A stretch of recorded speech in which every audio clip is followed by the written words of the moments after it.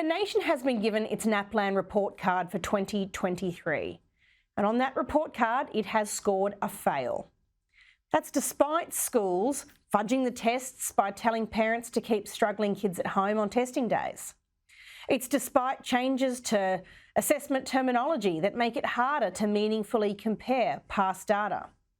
And it's despite $72 billion worth of funding, a record sum in just last year alone. It's not good enough.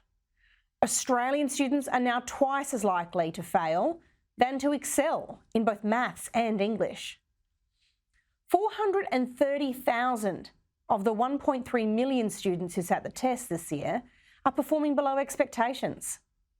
It reflects the continuation of a trend of decline that is, quite frankly, unacceptable, particularly given the $662 billion, you heard that right, that has been spent on schools since NAPLAN testing commenced.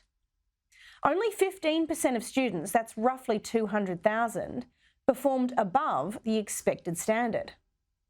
2 out of 3 Aboriginal and Torres Strait Islander children failed to meet baseline standards this year. As far as results go, it's grim. But as a nation, we all need to take responsibility. This isn't just a matter of dollars.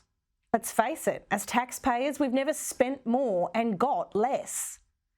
Time in school needs to be spent getting the fundamentals right, rather than going on frolics of identity politics or eco-alarmism. Parents need to step up, both in terms of helping kids to form good learning habits and to revise difficult concepts. For example, the number of parents who don't make time for reading with their children really is unacceptable.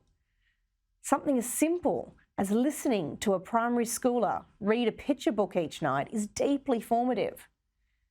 Parents and teachers need to work together rather than being at odds on the management of children's behaviour. And state governments shouldn't use the NDIS as a way out of properly resourcing schools to manage children with disabilities to learn without undermining the learning of others. And parents shouldn't be shut out of their children's experience and their children's decisions as they grow. But ultimately, this is a question of what we value, not with taxpayer dollars alone, but with our daily decisions.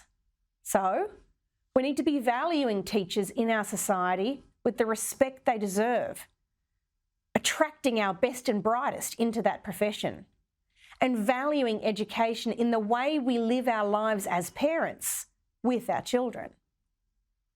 If you want to know the reason that places like Singapore consistently lead the PISA scores, that's the international rankings for school student performance, well, it's because they have a culture that places a high value on education as a point of personal, family and social pride. Perhaps we could take a leaf out of the Singaporean book on this front. But let me conclude with a tip of the hat to those teachers who do go above and beyond, and I know I've benefited from many in my time, and to those parents who make great sacrifices for their children's education in terms of their finances, their time, and even setting aside their own career ambitions. One day at a time, the parents who do that are making a huge difference in the lives of their kids and in the future of this country.